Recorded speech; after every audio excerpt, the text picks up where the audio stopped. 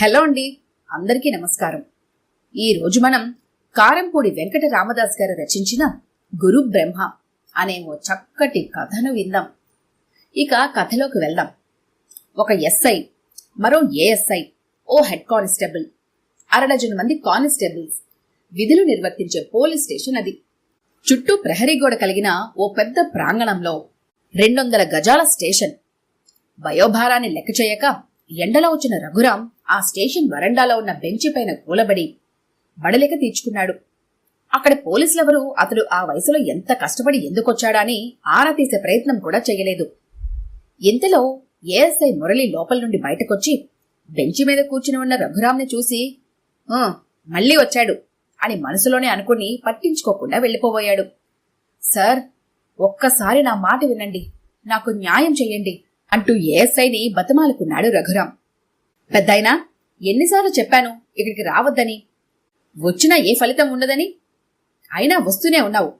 నీది వృధా శ్రమ, వెళ్ళిపో. అసలే ఈరోజు కొత్త ఎస్ఐ గారు వస్తున్నారు, బయటికి నడువు. కటువుగా ఉన్నాయి మురళీ మాటలు.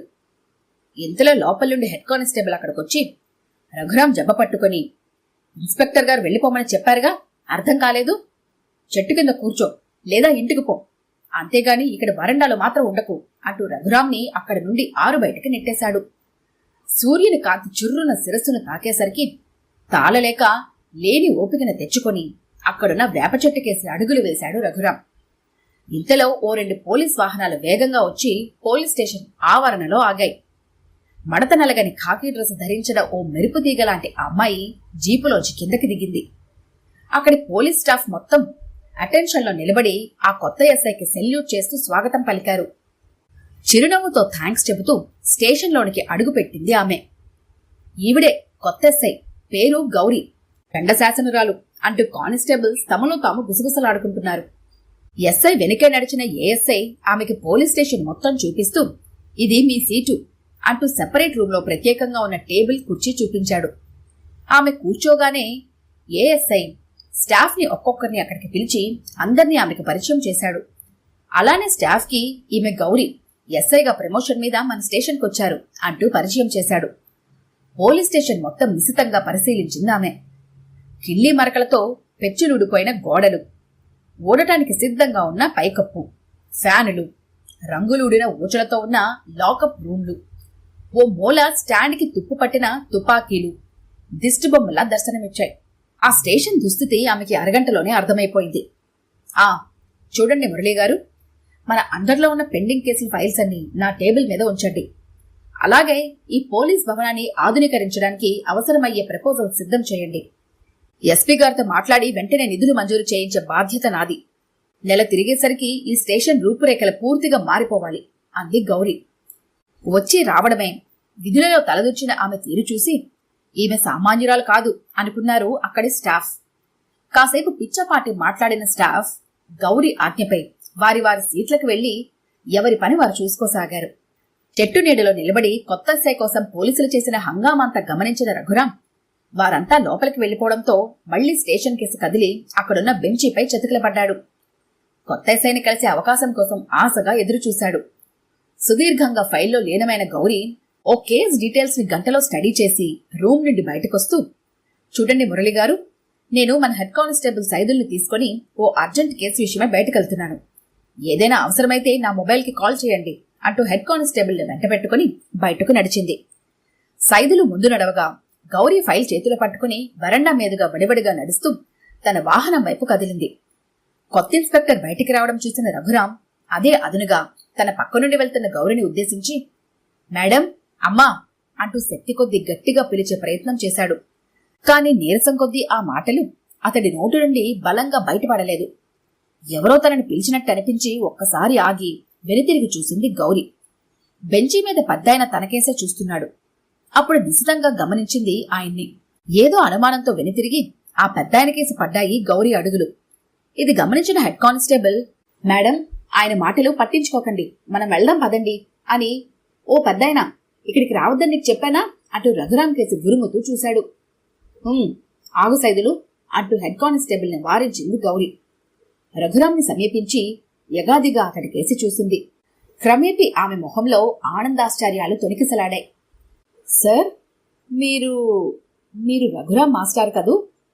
చాలా ఆనందంగా అంది గౌరీ. ఈ మాటలకి అయోమయంలో పడ్డాడు రఘురాం. తనని పేరు పెట్టి పిలిచే ఈ అధికారిని ఎవరు చెప్పమా అనుకుంటూ కళ్ళు విప్పార్చి మరి ఆమెను గుర్తుపట్టేందుకు ప్రయత్నించాడు. నేను మాస్టారు, గౌరిని, మీ స్టూడెంట్ గౌరిని. రాజమండ్రిలో ఉన్నప్పుడు మీ దగ్గర చదువుకున్నాను. మీ ఇంటికి వచ్చి ట్యూషన్ కూడా చెప్పించుకునేదాన్ని. గుర్తుపట్టారా అంటూ ఎగ్జైట్మెంట్తో తనని పరిచయం చేసుకుంది గౌరీ. 2 నిమిషాలు గౌరిని దీర్ఘంగా కింద నుండి పైకి పరిశీలించాడు రఘురాం. ఆమెను గుర్తుపట్టడానికి ప్రయత్నించాడు. కాసేపటికి, ఆ గౌరీ, అదే మిద్దె గౌరీవి కదా అంటూ ఇంటి పేరుతో సహా ఆమెను గుర్తుపట్టాడు. ఆ మిద్దె గౌరీనే మాస్టారు.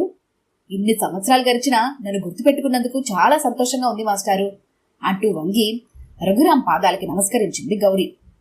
గౌరీ చర్యకు కంగారు పడుతూ, లే తల్లి అంటూ ఆమెను భుజాలు పట్టుకుని పైకి లేపాడు. మాస్టారు, మీరిలా పోలీస్ స్టేషన్కి రావడమేంటి? తన సందేహాన్ని వ్యక్తపరిచింది గౌరీ. అది అది అంటూ సైదులకేసి సందేహిస్తూ చూశాడు రఘురాం. ఇది గమనించిన గౌరీ, సైదులు, నువ్వు నాతో రానవసరం లేదు. డ్రైవర్ కూడా అవసరం లేదు. నేనే వెళ్తాను. నువ్వు ఇక్కడే వేరే పని చూసుకో అని చెప్పి, మాస్టారు, మీరు నాతో రండి, మనం వెళ్తూ మాట్లాడుకుందాం అంది. రఘురాం ఆమెను అనుసరించాడు. గౌరీ స్వయంగా డ్రైవ్ చేసుకుంటూ జీపును తిన్నగా ఓ పెద్ద హోటల్ ముందు ఆపింది. లేడీ ఇన్స్పెక్టర్ తమ హోటల్కి రావడం చూసి కాస్త కంగారు పడ్డాడు అక్కడి మేనేజర్. స్వయంగా వచ్చి వారికి ఏం కావాలో అడిగాడు. మంచి స్ట్రాంగ్ కాఫీ 2 పంపు అంది గౌరీ. నిమిషాలలో పొగలు కప్పుతున్న 2 కాఫీలు వారి టేబుల్ పైకి చేరాయి. రఘురాం కాఫీ అందుకుని ఊదుకుంటూ కొంచెం కొంచెం సిప్ చేశాడు. కాఫీ గొంతులో పడేసరికి అతడి మొహంలో కొంత రిలీఫ్ కనబడింది. మాస్టారు, ఇప్పుడు చెప్పండి, పోలీస్ స్టేషన్తో మీకేం పని అడిగింది గౌరీ. అది మా అమ్మాయి సంధ్య మీకు గుర్తుండే ఉంటుంది కదా, ఆమె విషయం మాట్లాడదామని వచ్చాను. సంధ్య గుర్తు లేకపోవడం ఏమిటి మాస్టారు? నేను సంధ్య ఒకే ఈడు వాళ్ళం. నాకంటే సంధ్య 1 సంవత్సరం పెద్దదనుకుంటాను. అక్క అని పిలిచేదాన్ని. అందరూ మేమిద్దరం అక్కా చెల్లెల్లా ఉంటామని అనేవారు. మా ఇద్దరికి చాలా పోలికలున్నాయని మీరే స్వయంగా అనేవారు. సంధ్యకేమైంది? బావుంది కదా ఆతృతగా అంది గౌరీ. అది సంధ్యకి 2 ఏళ్ల క్రితమే పెళ్లి చేసి పంపాను. కొన్నాళ్లు వాళ్ళ కాపురం బాగానే సాగింది. కానీ గత కొన్నాళ్లుగా అటు అత్తింటి వారు, ఇటు భర్త సంధ్యని ఏదో వంకతో వేధిస్తున్నారు. ఈ విషయం ఫోన్లో నాతో చెప్పుకొని బాధపడేది. వారి కాపురం సజావుగా సాగడానికి నేను చేయవలసిన ప్రయత్నం అంతా చేశాను. అయినా ఫలితం లేదు. ఒకే ఊరిలో ఉంటున్నా ఏడాదిగా ఒక్కరోజు కూడా వాళ్ళు సంధ్యని పుట్టింటికి పంపనే పాపానికి పోలేదు. మేం వెళ్లి కలుద్దామన్నా కలవనివ్వడం లేదు. అప్పుడప్పుడు ఫోన్లో మాట్లాడటం తప్ప కూతుర్ని కళ్ళార చూసుకునే భాగ్యం లేకపోయింది. ఈ మధ్య ఫోన్ కూడా రావడం లేదు. విసిగి ఇక పోలీసుల్ని ఆశ్రయించక తప్పలేదు. కానీ మీ వాళ్ళు కంప్లైంట్ తీసుకోవడం లేదు. అందుకే పోలీస్ స్టేషన్ చుట్టూ తిరుగుతున్నాను. గౌరికి విషయం అర్థమై చాలా బాధపడింది. సంధ్యని అత్తింటి వారు వేధిస్తున్నారా?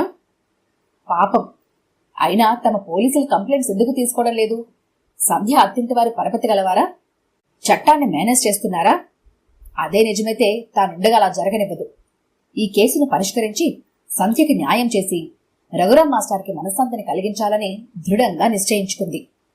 మాస్టారు, ఇప్పుడు నేను ఈ ఊరి పోలీస్ స్టేషన్కి హెడ్ని. అక్క కేసు నేను చూసుకుంటాను. 2-3 రోజుల్లో మీకు న్యాయం జరిగేటట్టు చేస్తాను.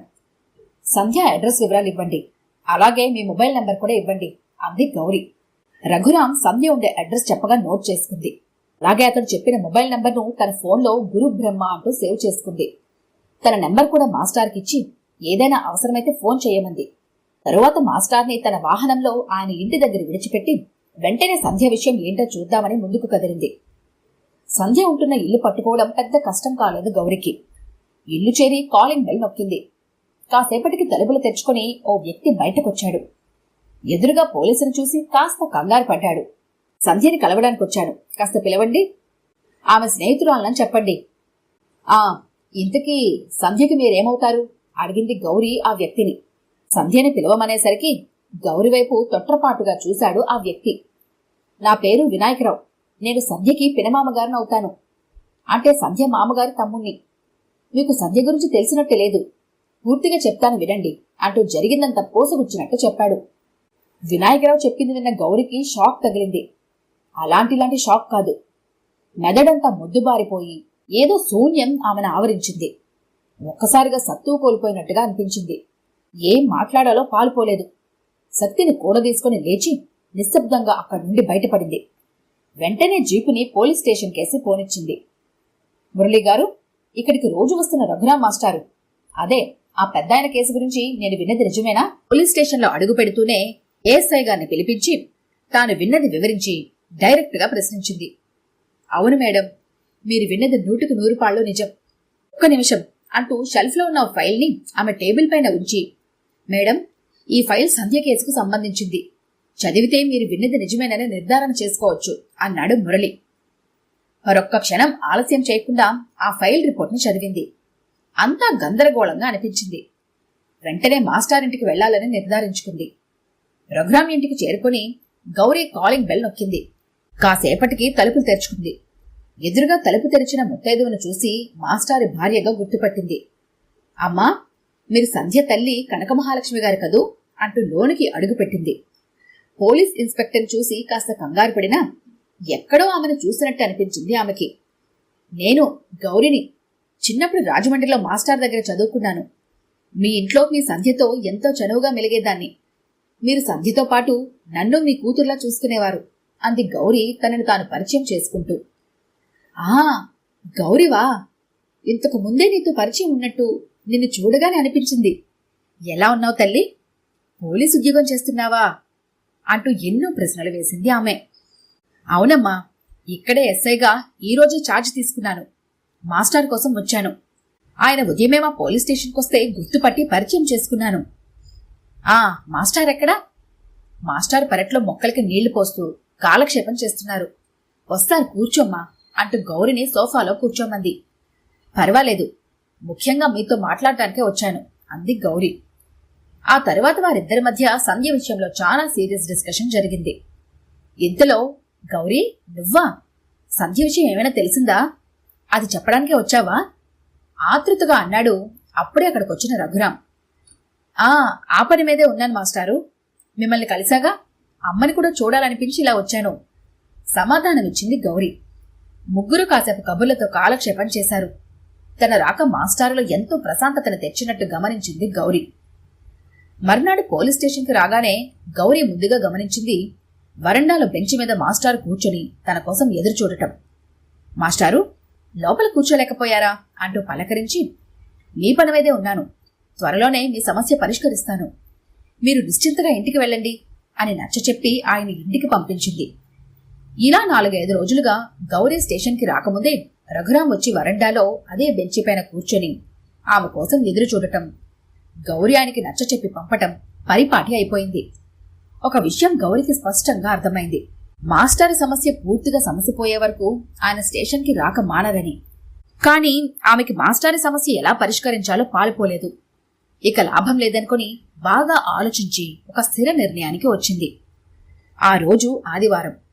లయబద్ధమైన సంగీతంతో కాలింగ్ బెల్ మోగేసరికి రఘురాం వెళ్లి తలుపు తీశాడు. ఎదురుగా నించున్న వ్యక్తిని చూసి ఒక్కసారిగా సంభ్రమాశ్చర్యాలకి లోనయ్యాడు రఘురాం. ఎదురుగా సంధ్య.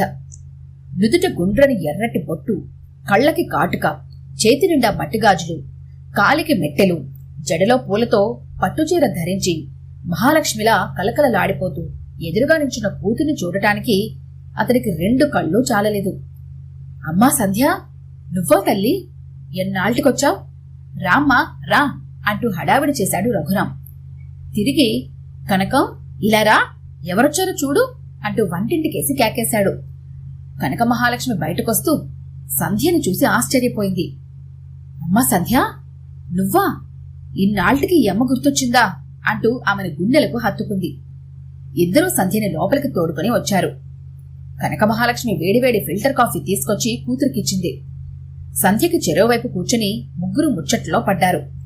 గలగలా నవ్వుతూ ఉత్సాహంగా కబుర్లు చెబుతున్న కూతురిని చూసి అత్తింటి వారి వేధింపుల గురించి అడిగి చక్కటి వాతావరణాన్ని పాడు చేయదలుచుకోలేదు రఘురాం. సంధ్యతో మాట్లాడుతూ చిన్న పిల్లవాడైపోయాడతను. తమ మధ్య జరిగిన ఎన్నో మధుర జ్ఞాపకాలను నెమరవేసుకున్నాడు. కనక మహాలక్ష్మి కూతురు వచ్చిన సందర్భంగా రకరకాల వంటలు చేయడానికి ఉపక్రమించింది. తల్లికి సహాయంగా వంటగదిలోకి వెళ్ళింది సంధ్య. వారికి దగ్గరలోనే కుర్చీ వేసుకుని కూర్చుని వారి ముచ్చట్లని ఆనందంగా వింటూ మధ్య మధ్యలో మాట కలుపుతున్నాడు రఘురాం. చాలా రోజుల తర్వాత తృప్తిగా భోజనం ముగించి రఘురాం భార్య అందించిన తాంబూలం వేసుకుని వాలు కుర్చీలో సేద తీరాడు. ఇంతలో సంధ్య అక్కడికి వచ్చింది. సంధ్య, సాయంత్రమే వెళ్ళిపోవాలా? ఓ 2 రోజులు ఉండకూడదు అన్నాడు. లేదు నాన్న, మా వాళ్ళకి వచ్చేస్తానని మాటిచ్చాను. మళ్ళీ నేను మిమ్మల్ని చూడటానికి రావాలంటే నా మాట నిలబెట్టుకోవాలి సమాధానమిచ్చింది సంధ్య. పక్కనే కూర్చుని తండ్రికి ఎన్నో కబుర్లు చెప్పింది. సాయంత్రం నాన్నా, నేను బయలుదేరుతున్నాను. క్యాబ్ బుక్ చేశాను, మరికొద్దిసేపట్లో వస్తుంది అంది సంధ్య. ఇంతలో కనకమహాలక్ష్మి ఓ పళ్లంలో పట్టుచీర, రవిక, పసుపు కుంకాలతో పాటు తాంబూలం తీసుకొచ్చి సంధ్యకి ఇచ్చింది. అవి తీసుకుంటూ తల్లిదండ్రుల పాదాలకి నమస్కరించింది సంధ్య. మనస్ఫూర్తిగా వాళ్లు కూతుర్ని దీవించారు. క్యాబ్ రావడంతో సంధ్య తిరుగు ప్రయాణమైంది. క్యాబ్ బ్యాక్ డోర్ తీసి సర్దుకుని కూర్చుని లోపల నుండి తల్లిదండ్రులకేసి చెయ్యి ఊపింది. మెల్లగా కారు ముందుకి కదిలింది. రఘురాంకి అప్పటికప్పుడు ఏదో గుర్తొచ్చేసరికి వెంటనే చేతిలోని మొబైల్ తీసి ఫోన్ చేశాడు. సంధ్య చేతిలోని ఉన్న ఫోన్ స్క్రీన్ మీద గురు బ్రహ్మ అన్న పేరుతో ఇన్కమింగ్ కాల్ వచ్చేసరికి చిన్నగా నవ్వుకుంది. సోమవారం ఉదయం, పనివారం మొదటి రోజు కావడంతో పోలీస్ స్టేషన్ వద్ద జనం తాకిడి ఎక్కువగా ఉంది. గౌరి ఆ రోజు చాలా టెన్షన్తో స్టేషన్లో అడుగుపెట్టింది. ఆమె కళ్ళు అక్కడ మొట్టమొదటిగా వెతికింది వరండాలో ఉన్న బెంచీని. ఖాళీ బెంచి దర్శనమిచ్చేసరికి ఒక్కసారిగా ఊపిరి తీసుకుంది. చాలా రిలీఫ్గా అనిపించింది. వెంటనే ఆమె మొహంలో చిన్న ఆనందం తొంగి చూసింది. మాస్టారు సమస్యని పరిష్కరించారన్న తృప్తి ఆమెలో నెలకొంది. అంతే, గౌరికి ఆ రోజు కనకమహాలక్ష్మితో సీరియస్ గా డిస్కస్ చేసిన విషయం అనుకోకుండా గుర్తొచ్చింది. ఆయన కంప్లైంట్ ఇవ్వడానికి మీ స్టేషన్కి ఇంకా వస్తున్నారన్నమాట మెల్లగా అంది కనకమహాలక్ష్మి. అంటే మీకంతా తెలుసా అమ్మా అంది గౌరి. కన్న కూతురు అత్తవారింటి వేధింపులకు గురే చివరికి వారి చేతిలో ప్రాణం పోగొట్టుకుంది. ప్రస్తుతం తన భర్తతో సహా అత్తింటి వారు మొత్తం జైలు శిక్ష అనుభవిస్తున్నారు. కాని అంతకన్నా ఎక్కువ శిక్ష మేం అనుభవిస్తున్నాం. అల్లారు ముద్దుగా పెంచుకున్న కూతురు అనంతలోకాలకి వెళ్లిపోయిందన్న నిజాన్ని ఆయన జీర్ణించుకోలేకపోయారు. మానసిక ఒత్తిడికి లోనై ఇంకా కూతురు బతికే ఉందని, అత్తారింట్లో కష్టాలు అనుభవిస్తోందని, ఆమెకి అత్తింటి చెర నుండి విముక్తి కల్పించాలనే భ్రమలో పోలీస్ స్టేషన్ చుట్టూ తిరుగుతున్నారు. స్థిమితం ఉండట్లేదు. అయితే ఒక్క కూతురి విషయంలో తప్ప మిగతా విషయాల్లో మామూలుగానే ప్రవర్తిస్తారు. ఊర్లో ఒకరిద్దరు డాక్టర్లను చూపించినా ఫలితం శూన్యం. ఏనాడో నేను చేసుకున్న పాపం. ఒకవైపు కన్న కూతురిపోయి మరోవైపు భర్తని ఈ స్థితిలో చూస్తూ అంటూ కన్నీళ్లు పెట్టుకుంది కనకమహాలక్ష్మి. గౌరి ఇది విని చెలించిపోయింది. ఉబికి వస్తున్న కన్నీటి బొట్లకి ఆమె ధరించిన ఖాకీ బట్టలు అడ్డు తగిలాయి. లేదమ్మా, సంధ్యని తీసుకురాలేకపోయినా మాస్టర్ని మామూలు మనిషిని చేసే బాధ్యత నాది. మంచి సైకియాట్రిస్ట్ని సంప్రదిస్తా. ఈ సమస్యకి పరిష్కారం దొరక్కపోదు. నన్ను నమ్మండి అంటూ హామీ ఇచ్చి ఆమెను ఊరడించింది గౌరి. గుడ్ మార్నింగ్ మేడం అంటూ మురళి సెల్యూట్ చేసేసరికి ఆలోచనల నుండి బయటపడి ఈ లోకంలోకి వచ్చింది గౌరి. మాస్టారు మామూలు మనిషి కావడానికి సైకియాట్రిస్ట్ చెప్పిన ప్రకారం చేయడంలో తన పాత్రే కాక కనకమహాలక్ష్మి సహకారం కూడా చాలా ఉందని మనసులో అనుకుంది. అంతలోనే మురళి పలకరింపు గుర్తొచ్చి గుడ్ మార్నింగ్ అంటూ మురళిని తిరిగి విష్ చేసి, ఎస్, ఇవాళ నిజంగా నా జీవితంలో శుభోదయమే అని మనసులో సంతోషంగా అనుకుంది గౌరి. ఈ కథ కనుక మీకు నచ్చినట్లయితే లైక్ చేయండి, షేర్ చేయండి. మరిన్ని ఇంట్రెస్టింగ్ కథల కోసం మా ఛానల్ని తప్పకుండా సబ్స్క్రైబ్ చేసుకోండి.